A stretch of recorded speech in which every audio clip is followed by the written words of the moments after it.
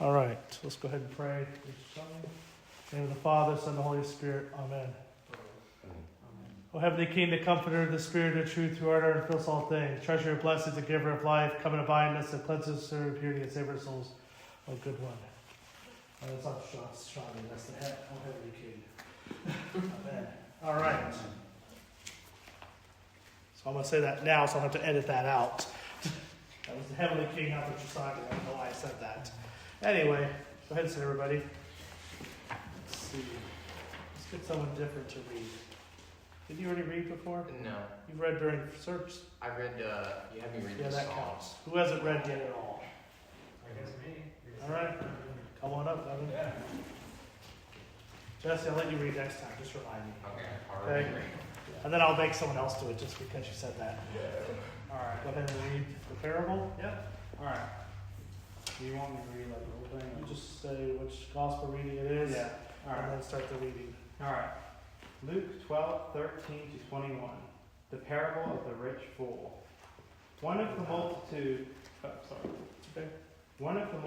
said to him, "Teacher, bid my brother divide the inheritance with me." But he said to him, "Man, who made me a judge or divider over you?" And he said to them, "Take heed, and beware of all covetousness. For a man's life does not consist in the abundance of his possessions." And he told them a parable, saying, "The land of a rich man brought forth plentifully. And he thought to himself, What shall I do?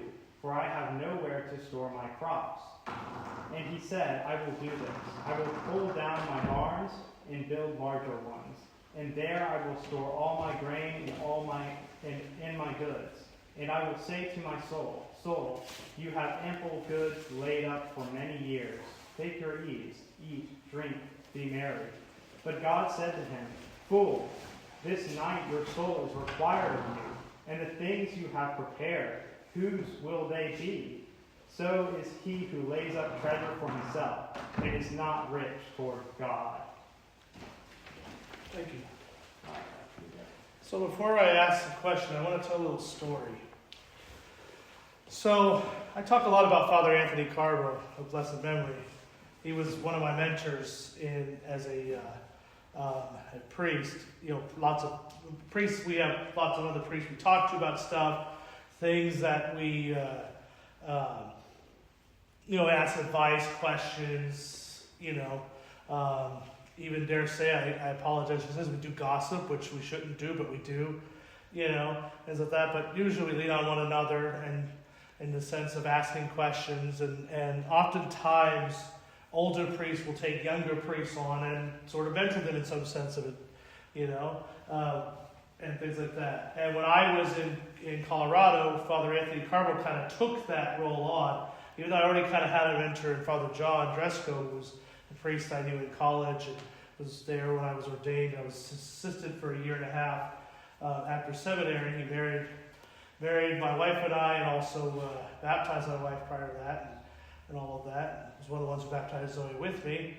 I say that, he had more of that sort of mentorship role, but Father Anthony also took on that role.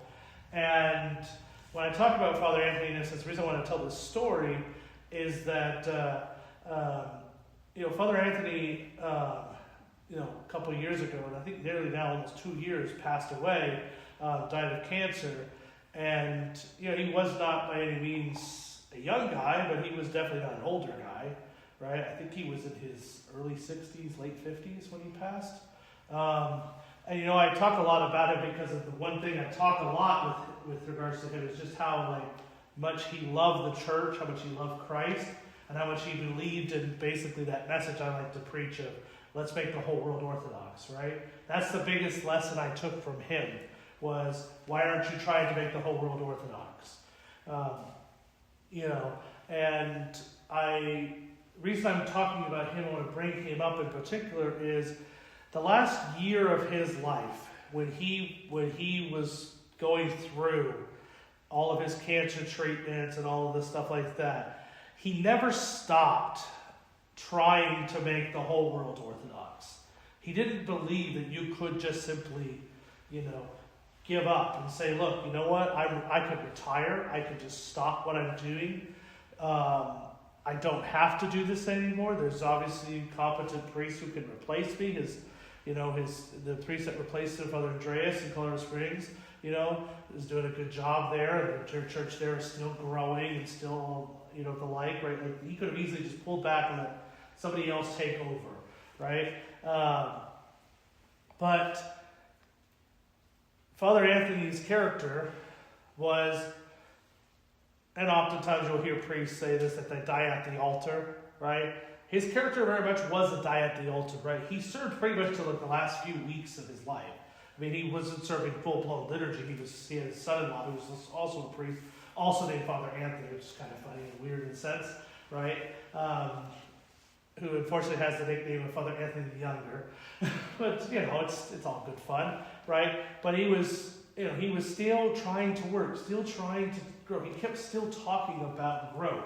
And in fact, the week before he passed, I was talking to him on the phone, mostly about the situation about coming out here, right? And saying, that I really, really feel like this was before I came out to do the visit here back in April. And he said, if it's going to help you grow the church, grow Christ, you absolutely need to do it, right? And even then, he could have even just been like, you know what, I'm dying, I don't need to take your call, right? He still was trying to help and mentor in that sense of it. And up until pretty much, I would say, the day he died, wasn't there when he exactly died. I mean, his family was around him, but I wouldn't be surprised if he, in the last few minutes, was talking about that, because that's how he was. Anytime you got him talking, he was always talking about growth. Why aren't we building another church, right? It was just a joke and say, it's Saturday morning, why aren't we building another church? It took his entire life to build up that community that he was in Colorado Springs and the second one. They split into a second church in town. Both of almost, I think, Holy Theophany in Colorado Springs is roughly around 400 people on a Sunday, and I think St. John the Baptist on the other side of town has around 300, right? I mean, that's not bad, right? And such. But that was not very good enough for him. He always wanted more. He always wanted, anytime anyone had a suggestion of how you could grow, he was always about it, And the reason I'm talking about him in this sense is Father Anthony and I were talking about this where this parable got brought up in our conversations one time. Because I asked him, why are you so absolutely I'll use the actual word I used. I called him pig-headed, but I didn't mean it in a bad way. I'm just why are you so centered and focused, sort of one-track minded on this parable? You always talk about, right, and he used to bring up this parable a lot, right? He would always say, because my soul is still needed of me. Tonight my soul is still needed to me. He could have been perfectly content being status quo, right? With his parish and the stability of that parish, right? I talk a lot about how we got to have more activities. Jesse loves this part because, he wants church every day, something going on every day, right? They have that there. Every day they have something going on. Father Anthony built that up. They have they have lots of different programs going on and such like that. He could have easily just been status quo about the whole thing. But he always felt like he had to do more. And why? Because of this parable. He talked a lot about this parable and saying that if you listen to this parable, right, you can hear the same kind of tone in that sense where he had a big church. They had started a mission. They had grown that mission. That mission eventually was able to have the grounds consecrated. He unfortunately didn't get to see the consecration of that parish, but it still happened, right? He got to do those types of things. And at the exact same time, he also would listen to the last part of that parable, which was, your soul needs you tonight. Your soul needs you because you know what? The work never ends, right? You can't feel like you're comfortable in any of your situation. He always used to say, if you feel comfortable in the parish and you're not doing enough. That was always what he would tell me. See, if you're not feeling comfortable in your parish work, you're not doing enough. If you go out and you look out into the crowd on a Sunday morning, you go, oh, the church is full. And you're sitting there thinking, why isn't there more people in church? Then you're not doing enough. If you're happy with just what you have, you're not doing enough. That was always what he said. You're not doing enough. You're not doing enough. You're not doing enough. Why? Because of although we didn't say this in a sense, but he always would also say, because when Christ is preaching this parable, and he would always say, I can't prove it. This is what he would say, I can't prove it, but I'm pretty sure he reminded the disciples of this exact parable at the resurrection, when he told them to go forth and preach to all nations. That was something that was interesting. He always connected the end of Matthew's gospel with this parable. And he would say, because they were commanded to go to preach to all nations. They were commanded to make everybody orthodox. And every single person has to have that mindset. Because the only way you're going to change the world, if you will, is if you buy into that mindset, right? You can't make a difference if you just get comfortable in yourself, right? Like, we can be very good at just making sure the bills are paid, and we can make sure that we have the things that are necessary for people to feel like they have a community. But also, there's a lot of people out there who will never experience that. And we have to take it to them. We can't expect them to come to us. And that's what he would tell me. He would say, because you can't expect them to just come to you. You can't use the if you build it, they will come. You have to actually put in the work, right? And so on. And I wanted to tell that story in particular because, this was somebody who really embodied what I've been trying to preach the last few months, since I've been here since January, so it's now November, I've almost been here a year, and I've tried to preach that from day one, primarily for the fact of the matter is we can never be content in our success. Sure, Father Michael made this joke, I think a couple Sundays ago to me after church. He said, I go away back to Michigan to visit my son for a few weeks, and I come back and they all doubled. Like, what happened? And I said, because we've done enough, right? He was joking about it. I said, because that's what we're supposed to do, right?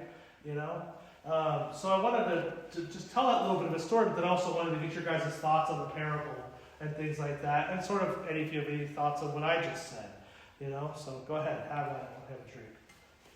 Well, I don't want to say it like it's self-explanatory, but like, it's true. We too often, which I'm absolutely guilty of, is we use money as like a distraction to keep you away from focusing on Christ, and it's really kind of a gauge of, I use it as a gauge of my spiritual health, in the sense of, if the more I'm worried about money, the more I can see that I need to work on myself, the more I need to delve into prayer, etc., because, you're right, what happens when I die? It all goes away.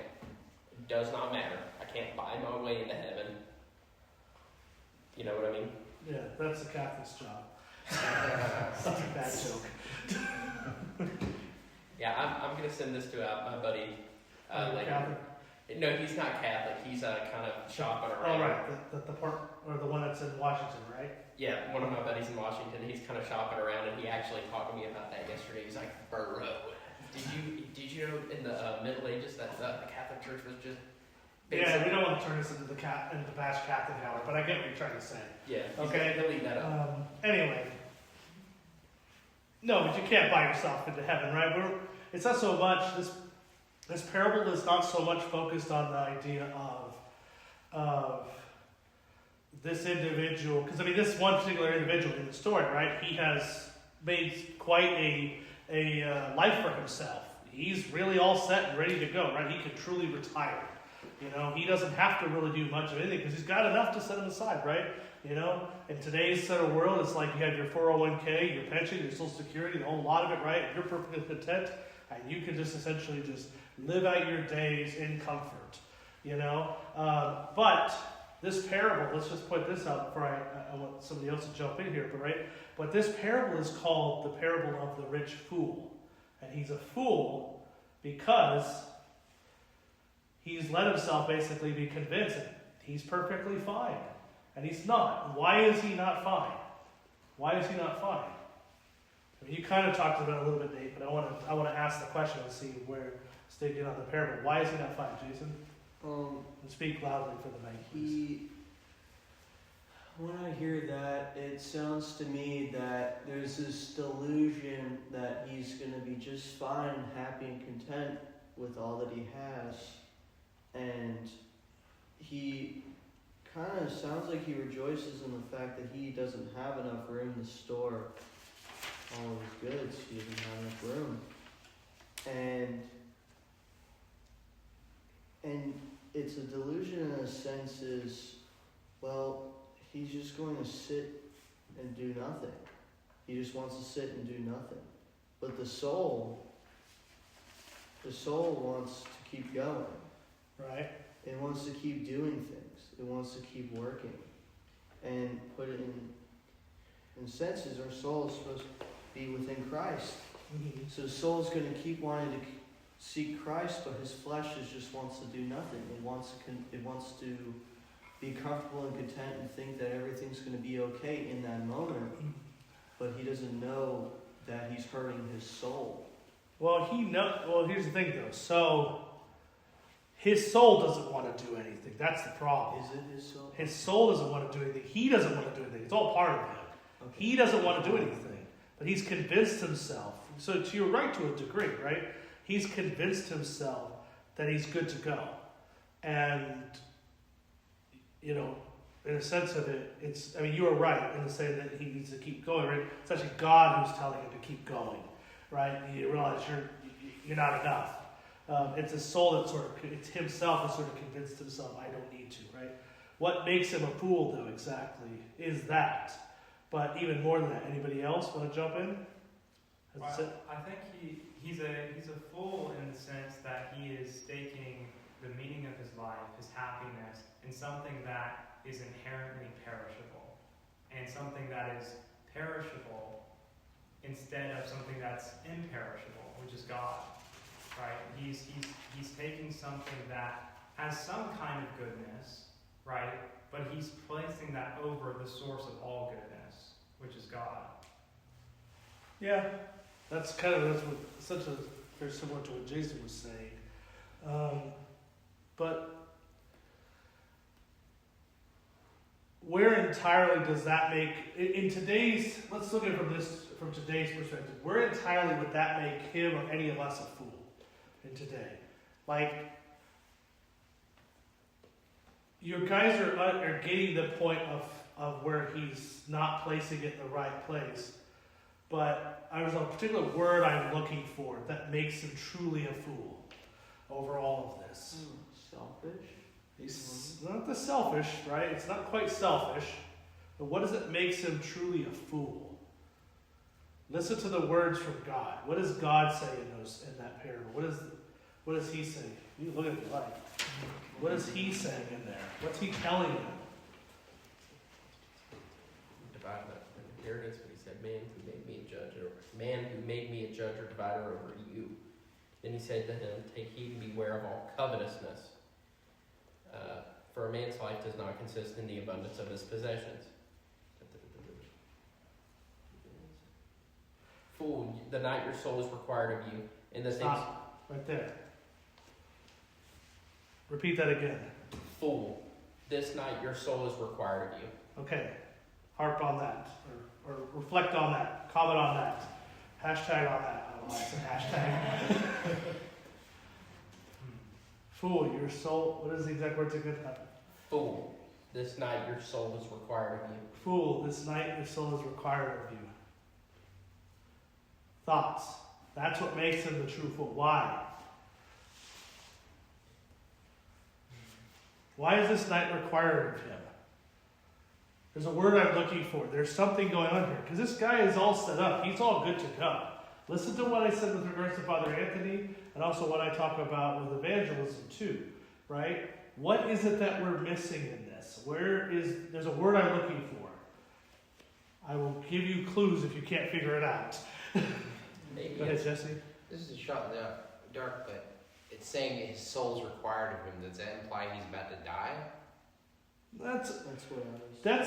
that's a theory. That's not quite what I'm going for, but that's a kind of a theory. You're on the right track. Well, because if he dies and he's willingly unprepared, then Yeah, he's that unprepared. makes him the fool. Repent. But again, what did I say about Father Anthony with regards to how he connects this to Matthew's Gospel? The end of Matthew's Gospel, it's the same. You know what's funny about that? It's the exact same Gospel reading that's read in every single baptism. At the very end of the baptism, it says, "Go forth and preach to all nations." The end of Matthew's Gospel. Into regards to this, "Fool, your soul requires you." Remember, I mean, this is kind of a shot in the dark, but like connecting it to the resurrection narrative, maybe, Sort of. yeah, but like in the sense that he's a fool in the sense that he's content with like what he has now, right? Okay. Establish that. But he's a fool in the sense that he's not striving for what God will give him in the resurrection and God's abundance. That's true, right? That's one aspect of it. That's not the where I'm going, most everything. That's not exactly where I'm going at with this. Okay? He is a fool in that sense, right? And we're going to talk about that because that definitely does factor into this, right? Our soul depends on where I'm going with this, in this sense. Okay? I will say this, and this is my little clue. I briefly talked to this with Jason about this before the class, right? This idea of the devil. The devil can't beat God, but the devil does everything he can to pull people back, right? And in many ways, although we didn't talk about this in particular, in many ways, the devil's winning and thinks he's winning. Now, is he winning? No, because he ultimately loses. But he's winning in the sense that he's taking a lot of souls with him. I'm going to talk about that a little bit more in detail in a second. I want to see what Nate has to say. If it's related to it, I'll go off of him. If not, I'll just do what I normally do. Just stay one track on that, I guess. Go ahead, Nate. So the word that comes to mind when I think about all of this is complacency. That's not the word I'm thinking of. Dang. Well, You're shooting on words. It's not complacency. Your soul requires you of this night. Here, let me give you this, okay? So, I'm going to ask a question. What is the largest growing group, religious group in the country currently? Mormons. The Mormons. The Mormons are the largest growing group. What's the largest growing Christian group? Orthodoxy. The Orthodox are, right? Now, that's an interesting thing, right? They're both growing, right? We're the largest Christian group growing. They're the largest religious group growing, period, in the United States. Now, if you look at sheer numbers of their growth versus our growth, well, that's like basically going, who's the best team in the NHL? Who's the best team in the AHL? Don't mean anything if you're in the AHL. Because Caleb will tell you this because he's a hockey fan. What is the AHL? Just a farm league, right? Who cares about the AHL? Sure, you can care about players like people. I was telling Suzanne this the other day when we went to the Ghost Pirates game, and I said, I get why you're excited, but it's hard to get excited over these players because they're not here to do anything but get called up, right? That's all they exist for. They don't care if they do well, They're there to just play their game, and if they lose, that's not the end of the world to them. Whereas to us, we're like, God, gosh, again, kind of a thing. It's it's a bigger deal. It's just that's a labor of love. I said, I understand, right? But the reason I'm using this as an analogy is saying, right, we're the AHL. Orthodox are the AHL. Nobody cares. It doesn't matter if our numbers are great. We could be the best team in the AHL. You know what that means if we're the best team in the AHL? It means that our NHL affiliate is not very good. Okay? The team that's that we're affiliated to is not very good.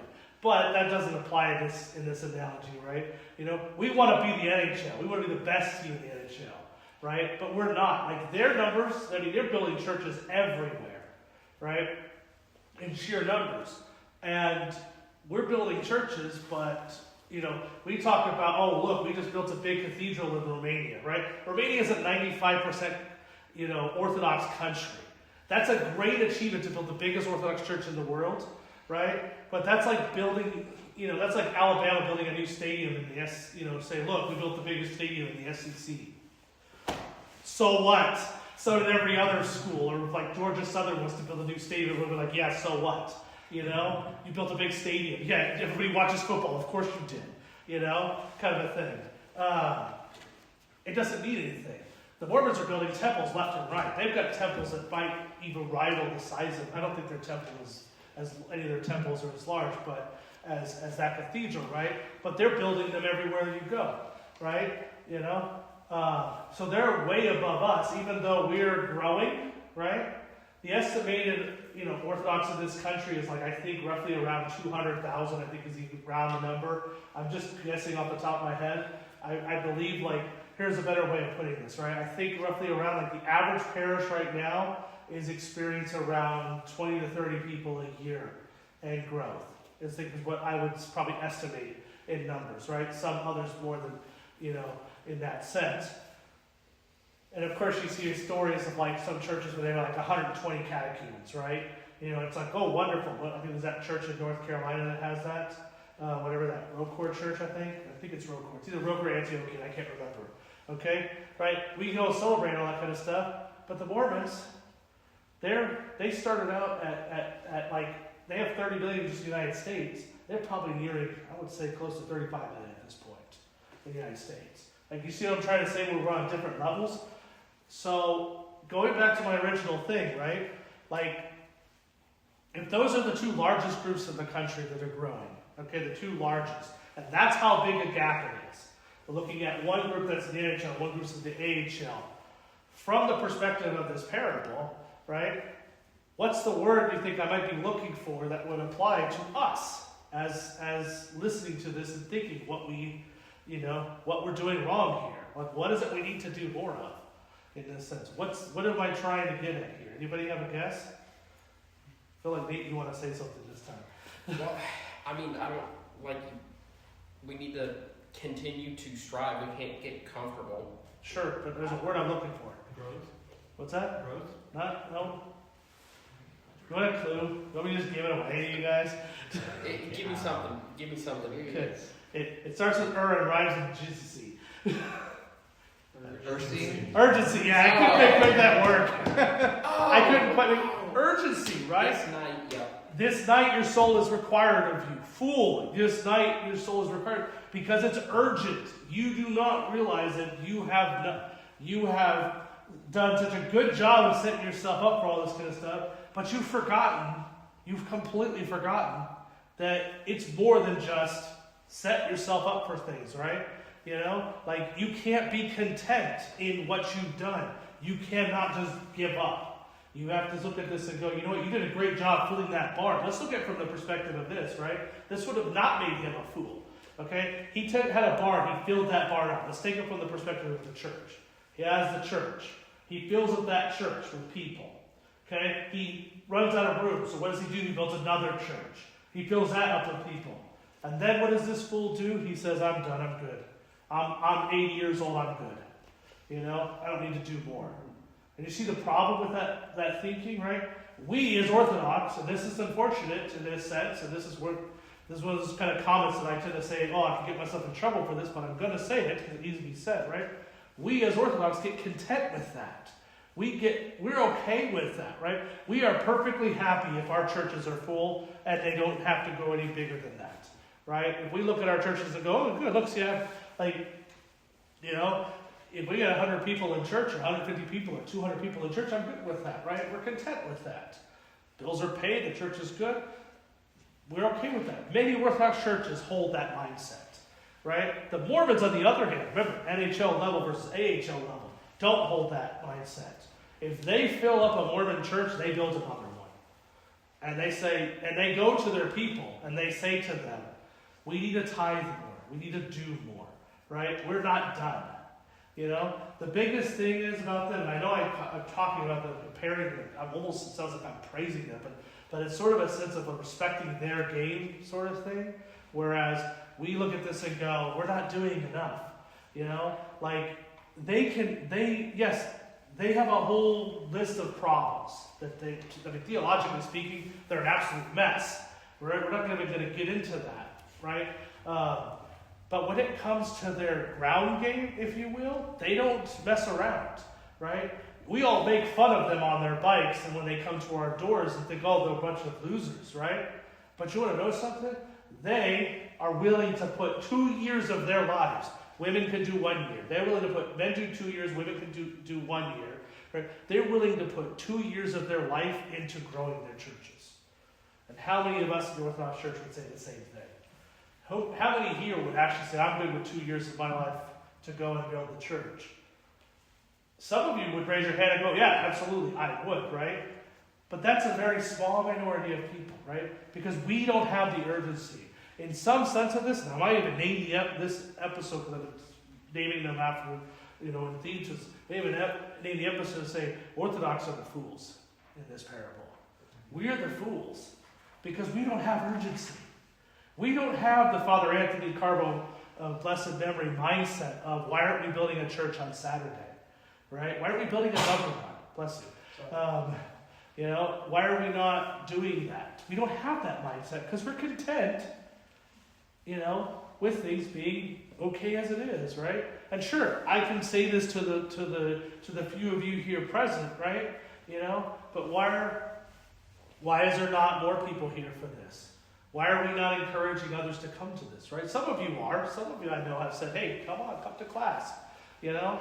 I mean, what a beautiful thing is it is working because people are coming more often and like that class that Deacon taught a few weeks ago or whatever it was the most attended class I've seen since being here. I think I counted around 30 people that were in class, something along that lines, right?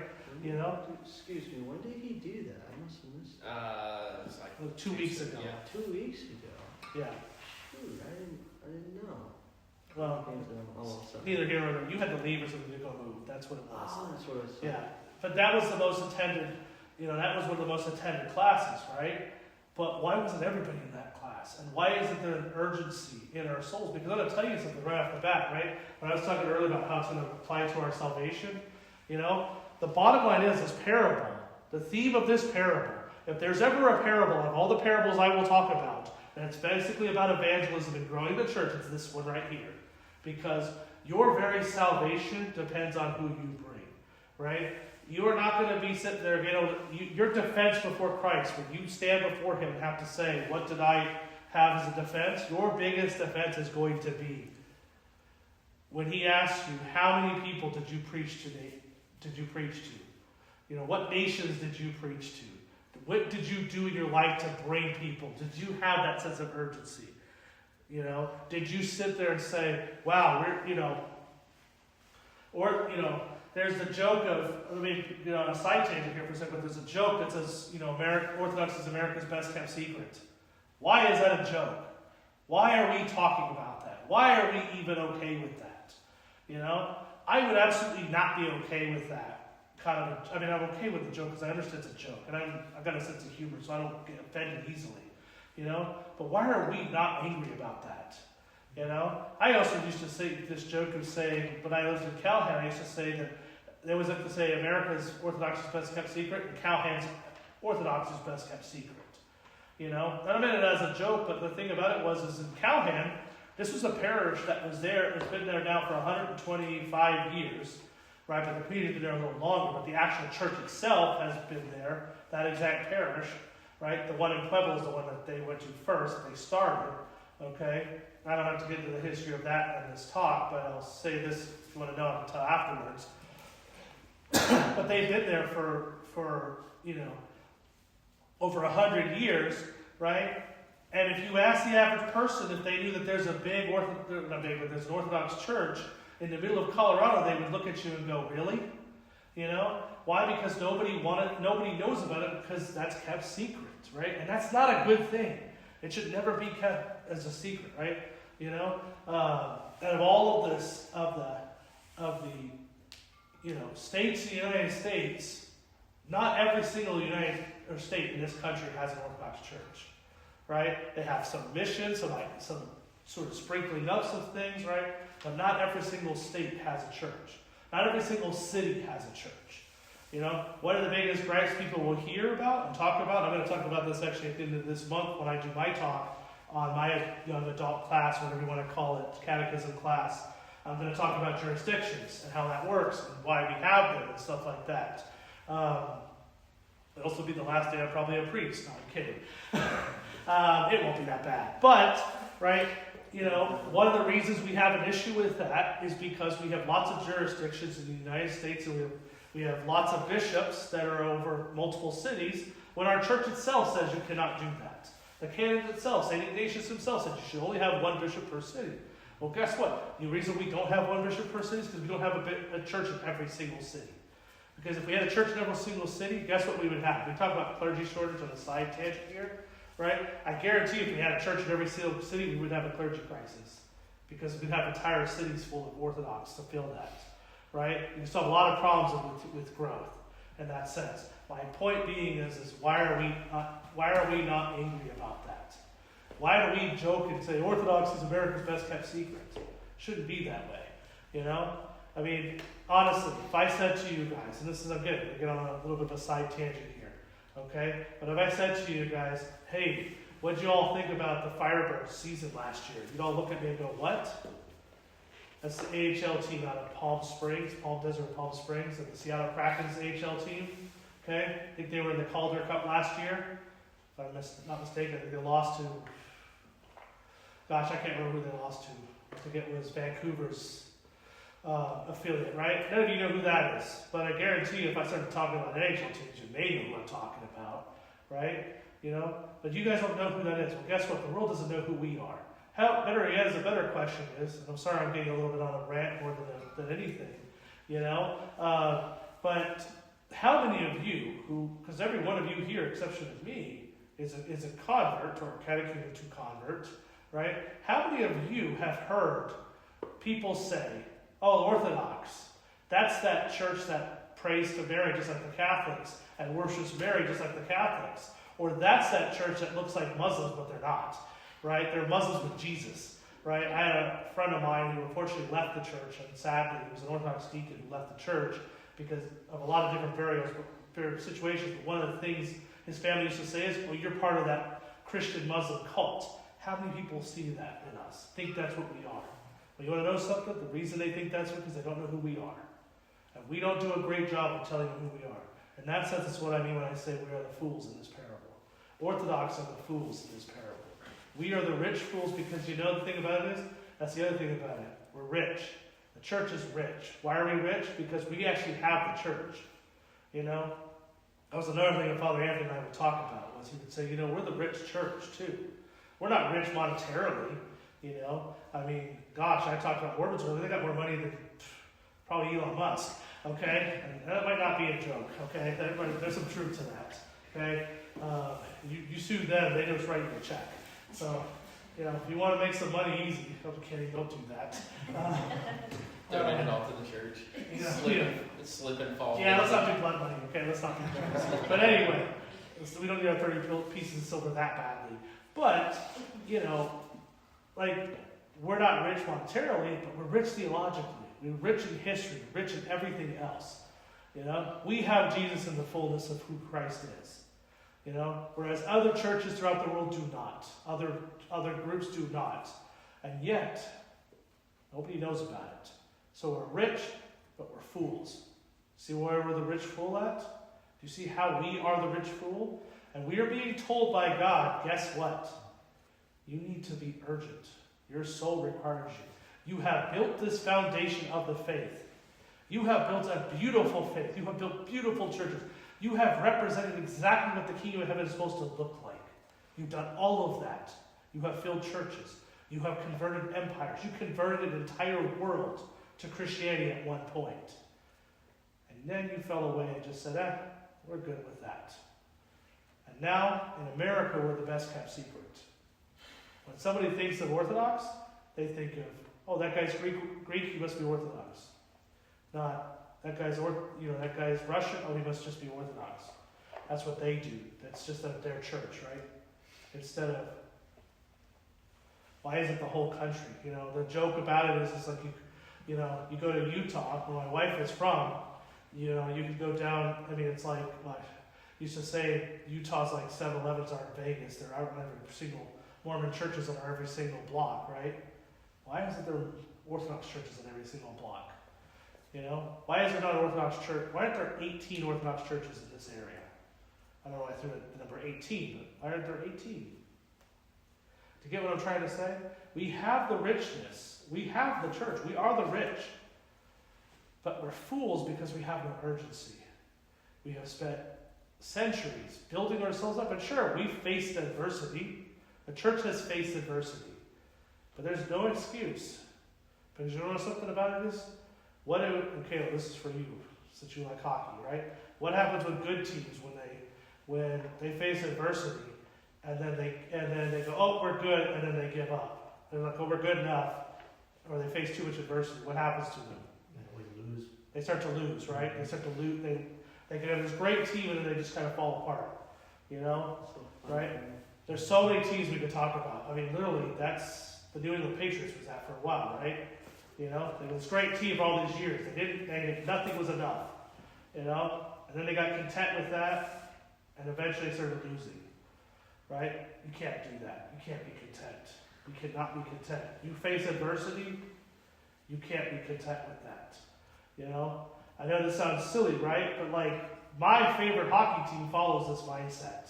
Maybe that's what influences me. I'm sorry. The Golden Knights have that mindset.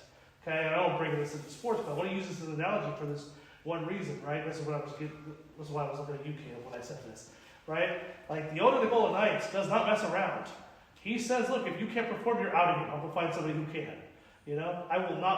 We will not be that team. Like, you look at Seattle, oh wow, they can't. The same situation as Vegas coming into the league. Why did they win a Stanley Cup or be in the Stanley Cup their first season? Why haven't they won a cup yet? You know, they're in year 6. Why aren't they? You know? They don't have that mindset. Whereas Vegas says, nope, we're going to go out there every single season. We're going to go out there and try to be the best team in the league. You know? And I say that in particular because, you know what? I look at that and I go, why doesn't the churches apply that same exact logic? You know? Professional sports teams get it. Why doesn't the church get it? You know? Why is it that I have to, you know, there's this joke. I'm going to say this thing, right? There's this joke where this priest would come out and he would read the gospel reading. Now, the lectionary for the gospel says this is what you read every week.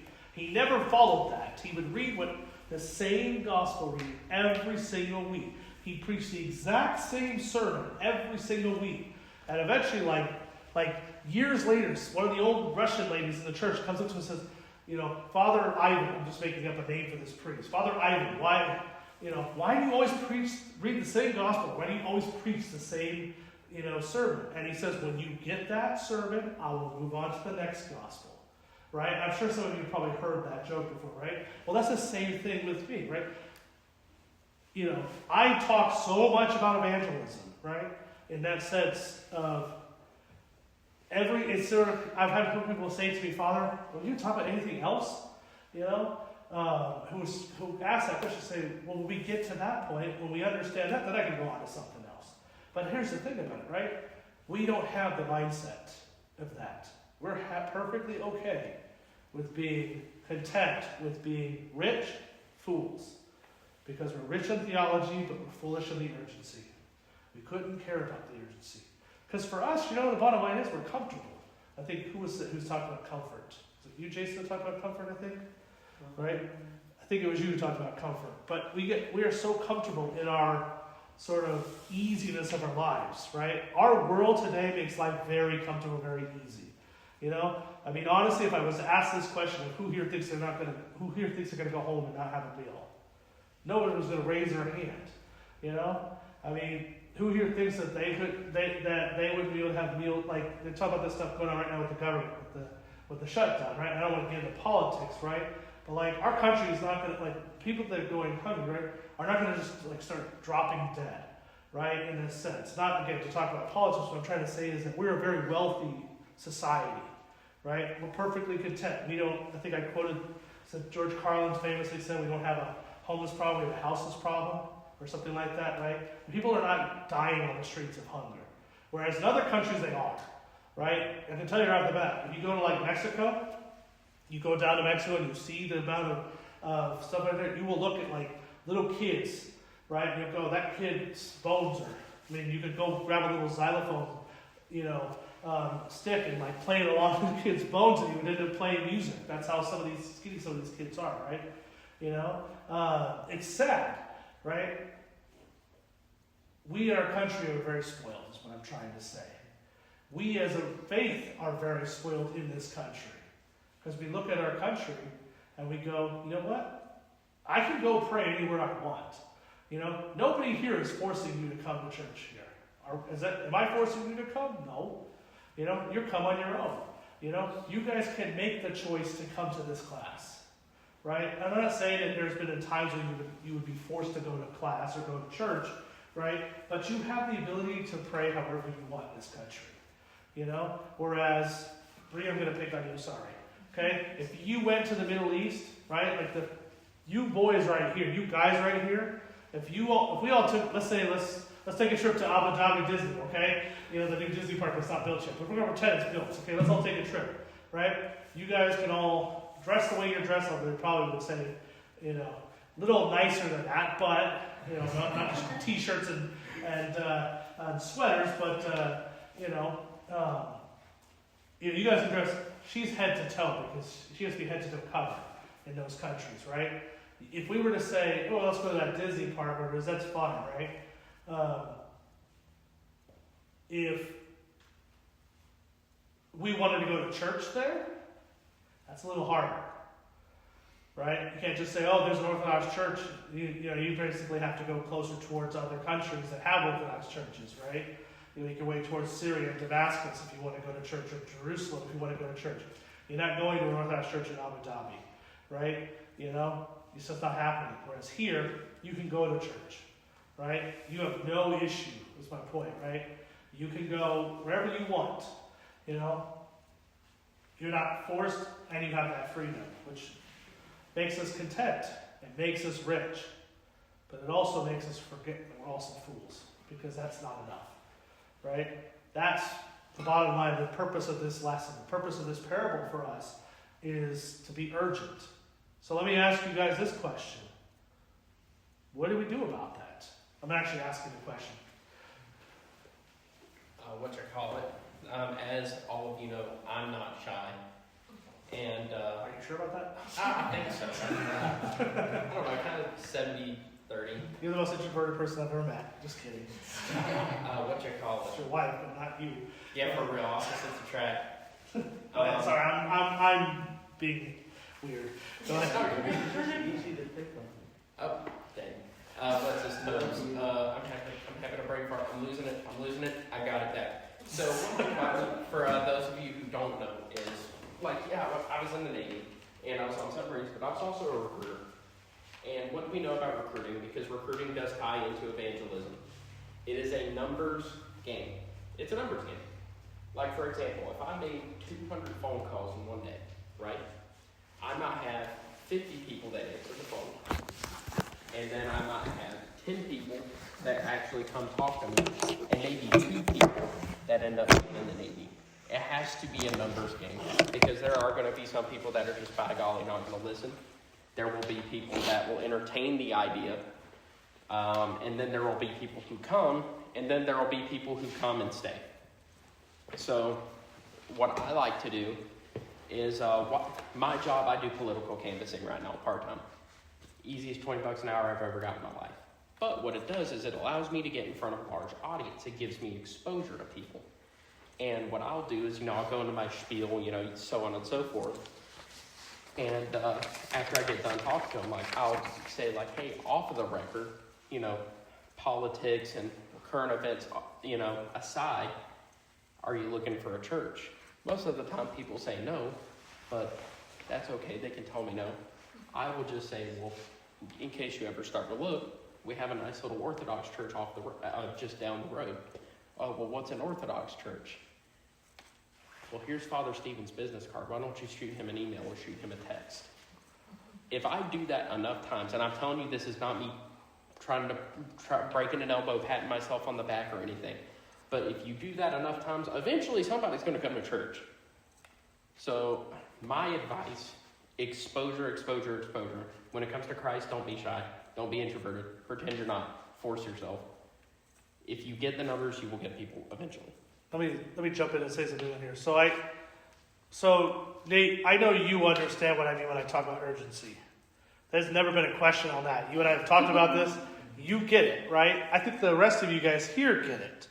My question is more along the lines of, how do we make everybody else in the parish and everybody around us also get it, right? Specifically, I make this joke about with you and with Jason that you two were competing, right? You brought in so many people, you brought in so many people. I don't remember what the number is. I think, 3-2 or something? 3 going 4 soon. Okay, 4 to, what do you got? I'm going to count myself as 4. One guy. No, you don't get to count yourself. Then Jason gets to count himself, and now he gets an extra one. Well, I got Bree, I got Tyler, and I've got Blake to go but he's in Father Barnabas. Doesn't Father count. Barnabas. Doesn't count. It has to count for it does count. I don't We'll have give you a life half a anymore. point, It's okay? just not fair. Half a point. I'll give you half a point, right? So you got 3.5, right? Yeah, Ish. 2. But it's not fair. Okay. He brought his wife. I couldn't bring her. She's Yeah, not but here. hold on a Oh, second. dark humor. But you know what though? But what I was just saying, right? Like, we can't play by the fair rules anymore. We have to be urgent I know because. we gotta gamble. I mean, But sticking to what Nate said, right? Because he did say it well, right? You know, you have to keep trying, right? I wasn't talking about the numbers thing in the sense of saying, you know, your numbers matter, right? But I want you to compete. That's part of it, right? Like, I always say this, and I think it's important in this sense, because I've had some people ask me this question here. They're not here, so, but they asked me this question of like, so someone made a comment of saying like, because I made an offhanded comment about saying how, you know, have we not considered doing billboards at some point to tell people where the church is at, you know, and things like that. And somebody said, that's what Protestants do. And I said, why? Okay, good for them. That's what they do. Why can't we use their own stuff against them? You know? Like, when we talk about parables, we talked about this in the very first class, right? Jesus used parables because people understood. It was a way that people kind of, you know, they could relate to, right? I use analogies. I use really bad sports analogies that only I seem to like and Caleb likes because he likes hockey, okay? That like, you know, to try to help people relate, right? I could use other ones. I just don't know what everybody would like, you know, and so like that. I've used strength, like with Josh, for example, one of our recent, right, who's running the strength club, right? When we started talking, when he called me up initially, we talked about weightlifting, and that's the analogy I used there, right? Because it was something he could relate to, right? And we talk about firefighters. So oftentimes when we talk, I'll bring up firefighting as an analogy and stuff like that, right? My point being is it's perfectly acceptable and okay to use their own weapons against them, right? Because they're using those against us, right? They're putting billboards out there, right? You notice in the back that we have little packets now, welcome packets, right? Filled with a bunch of material for new people, you know? That's what I'm talking about, right? That's not something you would expect to walk into an Orthodox church with. Now, there are Orthodox churches that do that, okay? And I know, and the one that I basically copied that off of is an Orthodox church, right? But I guarantee you go walk into, and you guys can tell me this, you walk into a Protestant church and they're going to have things like that as soon as you walk in, right? Like, those are things we're severely lacking in. But not saying us particularly, I'm talking about Orthodoxy in general, right? Because the urgency is not there, you know? And my question was along the lines of, and Nate kind of got it in the sense of saying, well, you got to start telling people. You got to start telling people, right? There's a second thing in there that I want to make sure that gets emphasized in here, right? And I talk about this too. We talked about this thing last week. We talked about this as well during homilies and such like that. Is you have to represent what a Christian looks like too. If you're going to be out there promoting the brand, if you will, you got to look like the brand. You got to act like the brand, which means you've got to be that. You can't just be, you know, I know I'm sorry to pick on a couple of you guys, right? But there's a certain Discord chat that had some issues, right? And things like that. Like, somebody comes into the church who's new in the church, and I'm not trying to pick on you guys who are in that chat. Some of you are in that chat that are here. Okay, I'm not picking on anybody here, but I'm trying to say, right? Somebody new, we have an inquirer in that chat, right? Sees that and goes, I don't want to be part of that either. Because they look at it and go, look, they're no different, right? So the urgency also has to be practiced properly, right? I'm not trying to turn this into a, you know, guys, don't be bad in a chat group thing, which is sort of what I'm saying. But I'm also saying is this, like, you have to combine what Nate talked about with, you know, you get a lot of yes, you get a lot of no's until you get your one yes, right? But you also have to represent that inside too, right? You know, Father Michael said to me, he goes, wow, look at all these, like, people in church, right? He said this to me actually again on Sunday too, now that I'm thinking about it, when we were out doing the pictures for the Fall Fest, right? And stuff like that. He also said, wow, we have a lot of young men in the church, which is great, right? You know? And I said to him, and hopefully a few of them will become priests. And he went, that'd be good, you know? And I said that not in the sense of because we have the clergy shortage, right? But I said that because you know what that means? It means they're living the church and they want to do more and they want to grow the church. Because any man who ever wants to, and for those, I know Nate has talked a little bit about it with me and stuff like that, but others who may talk about this, and I've talked about this with a couple other of our men in church, you know, and things like that. So if you want to be a priest, you can't go into the priesthood because you want to wear a dress. Okay? You want to wear a dress, I can show you where to go to wear a dress. All right? That came out a little wrong, but I meant in the sense of like, you know, let's just go downtown Savannah. You want to wear it it's not just wearing the dress. It's not just wearing a cassock. You have to have the mindset of, you know, you can't go into this sitting there and go, I'm going to be this prestigious person who does that, right? Who gets to be a priest. You become a priest so that you can spread the gospel and you can bring others to spread the gospel, right? In a sense of it, you raise up more, right? Again, I'm going to quote Father Anthony in this sense, or not quote him, but talk about Father Anthony for a second, right? When I talked about Father Anthony's parish and stuff like that and how he grew, right? The priest that replaced him was one of his at one point, who was a parishioner of his, okay? Father Andreas was brought into the church from Father Anthony, right? In the Diocese of the West, I want to say there's like 11 of those priests in the Diocese of the West that are all former parishioners of Father Anthony's. You get my point here is that like, you know, and they're in churches, growing those churches too, right? And many of their churches are growing. I'm not going to say specifically which ones. It's not important, right? My point is like you have to embody more than just get a lot of no's and maybe one yes, but you got to actually be an example of what the faith looks like. In other words, you got to be rich, really rich in that sense. Like rich spiritually, rich in your love and your service and your charity. Right? Like, I oftentimes pick on you guys and say, hey, can you help with such and such, right? I'd even hesitate and ask, you know. I sometimes worry that I go, if I ask Luke to do something, not that I'm worried about Luke in particular, but if I put too much on Luke to do something, Luke might feel overwhelmed. That's the big thing. I'm just using you as an example. It could be any of you guys, right? But I do that because I'd rather you be overwhelmed than not doing enough as it is. One of the things I say with catechism is I say, get involved. Don't just sit there and just come to church and say prayers. I say, get involved, right? If there's a thing going on at the hall that needs done, like my wife gets something, my wife Lindsay and Nika, that sounded like I called Nika my wife. It's not, but my wife and Nika. I'm not editing that because I clarified that, okay? I talk too fast sometimes. If there's something going on over there, right? People in the parish should see that you guys, which Bree's supervising, are doing everything to make sure that everything gets hung up, right? Like, I love Bobby to death. Don't get me wrong. But Bobby's like 185 years old and he's breaking down. And he was up putting banners on Saturday. He wouldn't let me. Right? You know what? I'm going to say something about that in a second, right? He was up helping putting banners, right? It should be all of you going, no, Bobby, you sit and relax, right? I'll take care of this. We'll take care of this.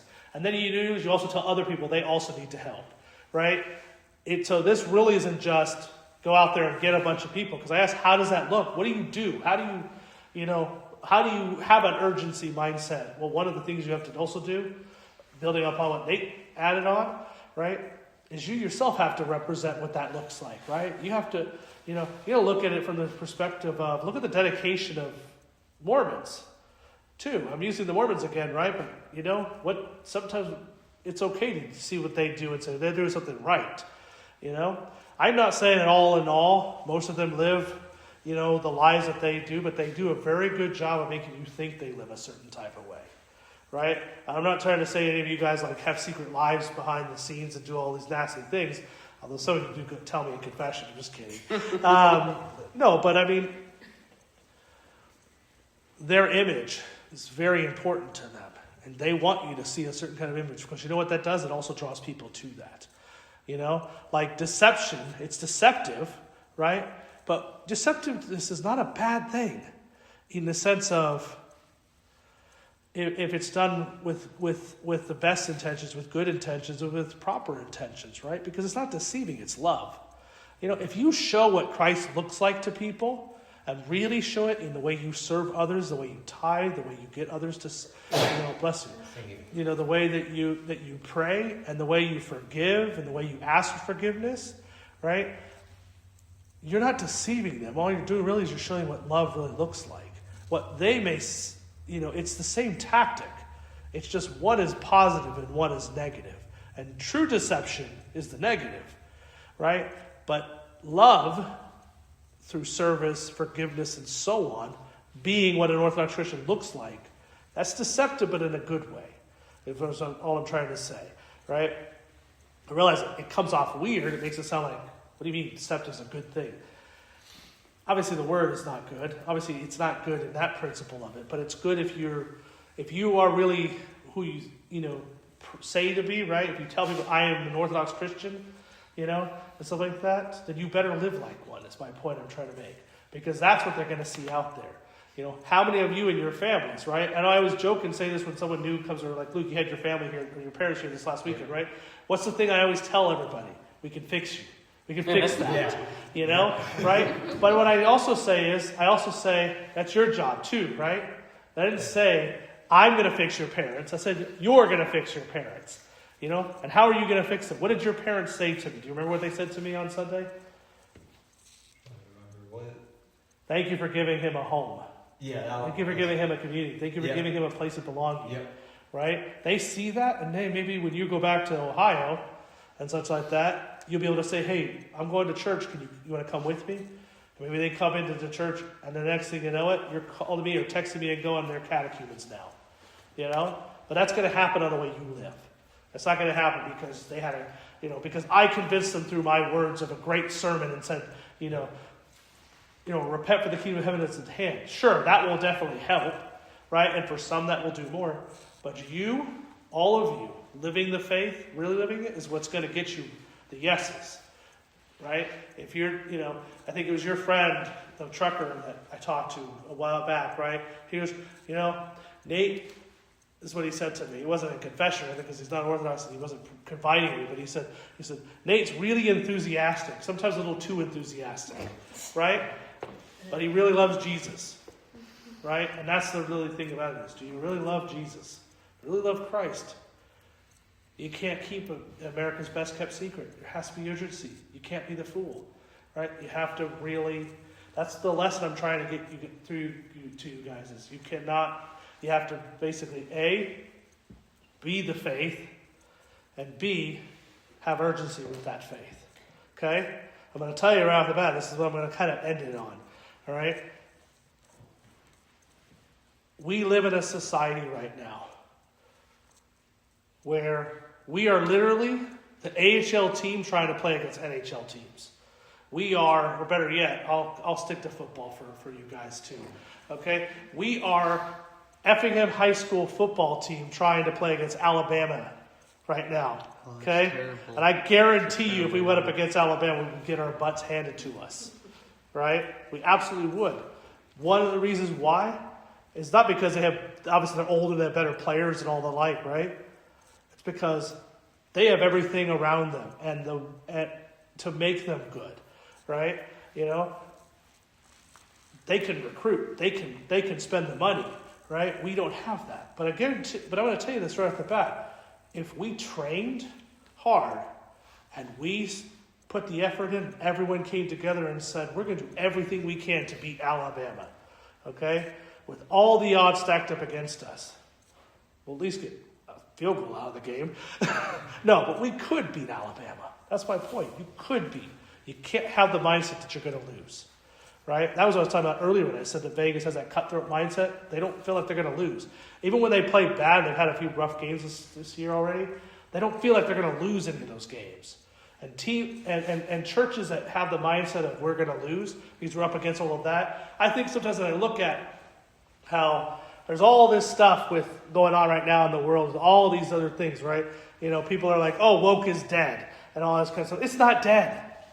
You can't be content in that. Yeah, sure. The culture is starting to come back to us, right? And I saw a thing recently that said that gay marriage, people that believe in gay marriage, it's only at 54%, which is pretty good, right? It's a lot, but as opposed, I think a few years ago, it was like at 70% were in favor of gay marriage, right? When it's at 0%, then it's good. When it's at 0%, then we can be happy, okay? But we can't be content with that and be okay with that. You have to be like, okay, we're at 54%. That means that there's 54% of the population that still needs to be convinced that's wrong, okay?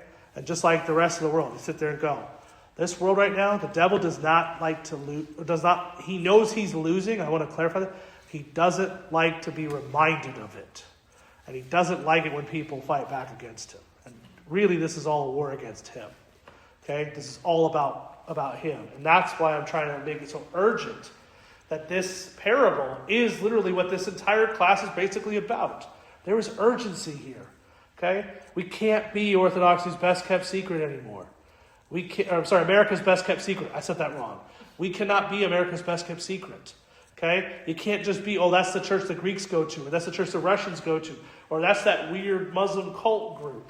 Right? You can't be seen like that. Although the Muslim cult group is obviously false, right? But you can't be seen. And my real challenge to you guys is saying to you, live the faith. Be an example of the faith. Show others this is what the faith looks like, right? Show the people here, like the people that are not here. Hey, look how important it is. I put in the bulletin every single week and I have not taken it out. Have you brought someone new to church? Have you brought someone back who hasn't been here in a while? Have you reached out to somebody?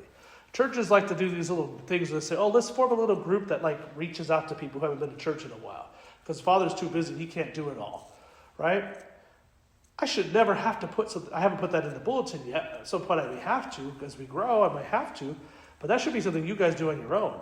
What I always say is I'm picking on Josh, even though he's not here, right? When Josh said, hey, I want to do this strength training thing, I said, okay, you put it together. And then just get me the details.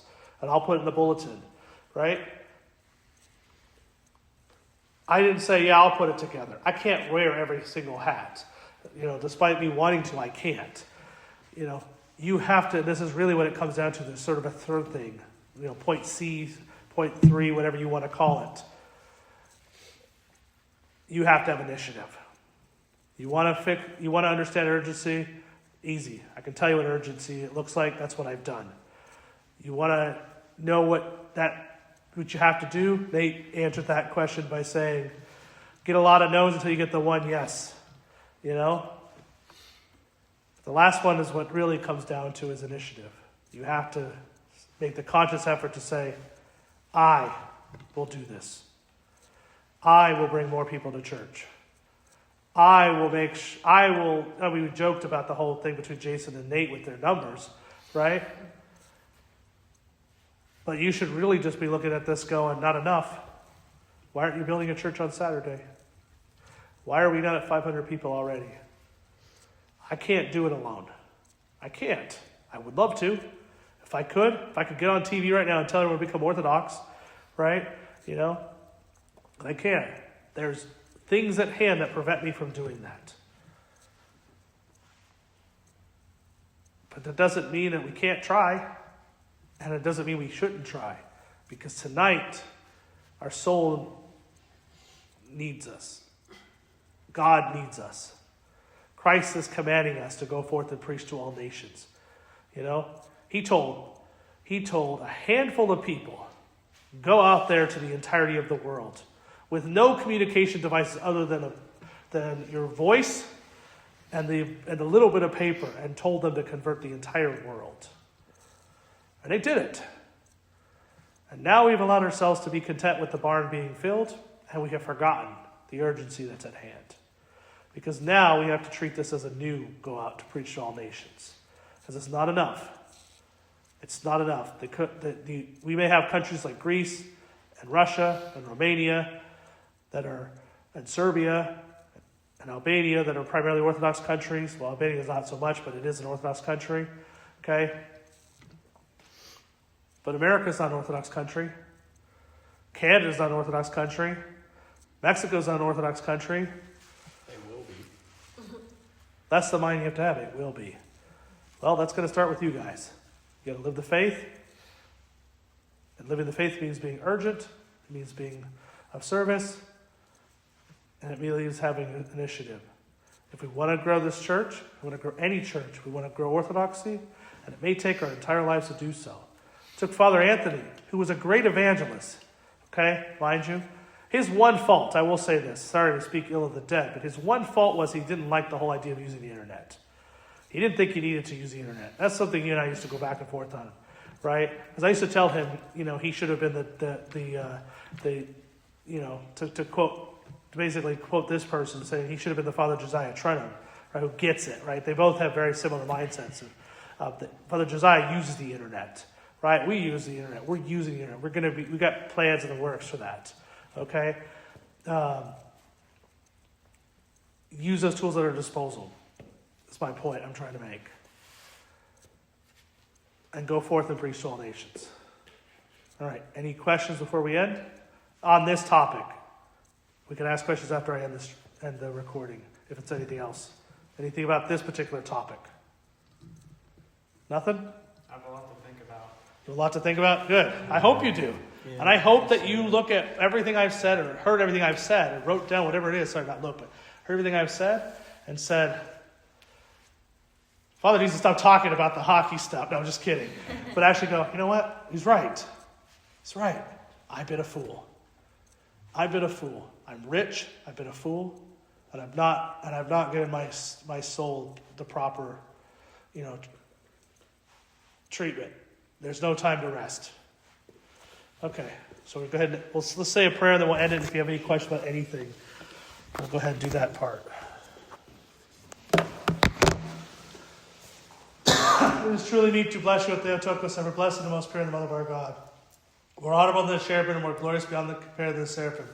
Without defilement you gave birth to God, the Word, true Theotokos, who magnify you. In the name of the Father, the Son, and the Holy Spirit. Through the ages. Amen.